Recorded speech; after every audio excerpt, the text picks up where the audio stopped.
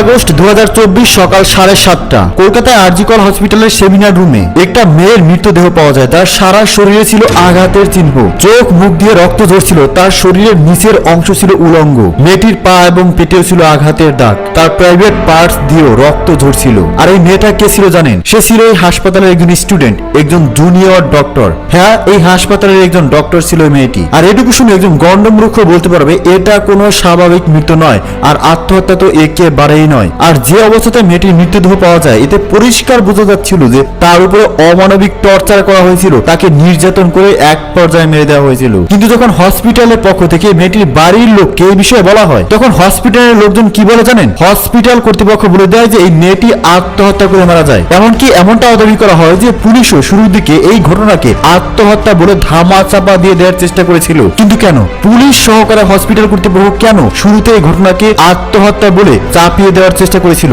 এই ঘটনার পিছনে কি হসপিটাল কর্তৃপক্ষ কোনোভাবে দায়ী রয়েছে, নাকি কোনো রাজনৈতিক লিডার নির্দেশ দিয়ে এই মেয়েটিকে হত্যা করেছিল? অবশেষে কিন্তু এর আসল রহস্য উদ্ঘাটন হয়েছে। কে এই মেয়েটিকে হত্যা করেছিল, কতজন মানুষ মিলে রেপ করা হয়েছিল, এর সমস্ত কারণ এই ভিডিওতে প্রমাণ সহ জানাবো। সবকিছু জানতে ভিডিওটি মনোযোগ সহকারে শেষ পর্যন্ত দেখতে থাকুন, এক সেকেন্ডও মিস করবেন না। আর চ্যানেলে প্রথমে চ্যানেলটিকে সাবস্ক্রাইব করে বেল আইকনটিকে অন করে রাখুন। চলুন শুরু করা যাক।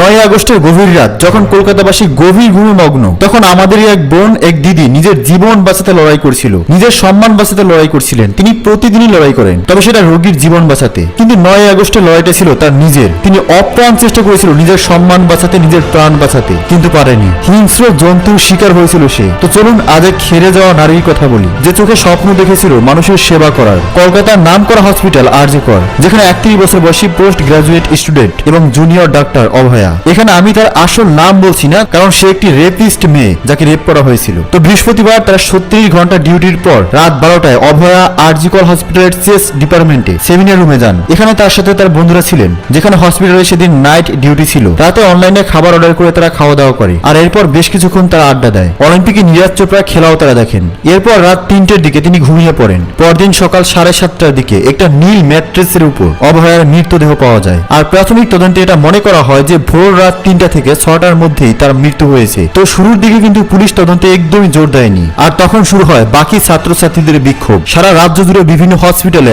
আন্দোলন শুরু হয়। আর শেষে এক প্রকার তড়িঘড়ি করে কলকাতা পুলিশ তাদের তদন্ত শুরু করতে বাধ্য হয়। একজন ম্যাজিস্ট্রেট এবং অভয়ার মা এবং তার দুজন ব্যাচমেটের সামনে অভয়ার মৃতদেহের পোস্টমর্টম করা হয়। আর পুরো পোস্টমর্টমটাকে ভিডিও রেকর্ড করা হয়, যাতে কোনো তথ্য গোপন করা না যায়। আর এখান থেকে উঠে আসে সমস্ত শকিং ইনফরমেশন। অভয়ার গলার হাড় ভাঙা ছিল, মানে তাকে গলা টিপে শ্বাস রুদ্ধ করে হত্যা করা হয়েছিল। তার শরীরে সিমেন্ট পাওয়া গেছে। তার প্রাইভেট পার্টসে আঘাতের চিহ্ন ছিল, চোখে, ঠোঁটে, মুখে সব জায়গাতে আঁচড় এবং আঘাতের দাগ ছিল। তার গোড়ালি ভাঙা ছিল। আর এই সমস্ত কিছু ইন্ডিকেট করে যে মৃত্যুর আগে এবং পরে তাকে ধর্ষণ করা হয়েছিল। আর এই পর্যায়ে দাঁড়িয়ে তখনও পর্যন্ত জানা যায়নি যে এই কাজটি কে করেছে, ঠিক কি হয়েছে। কিন্তু এর মধ্যেই শুরু হয়ে যায় ভিকটিম ব্লেমিং এবং নিজেদের দায় ছাড়ার পর্ব।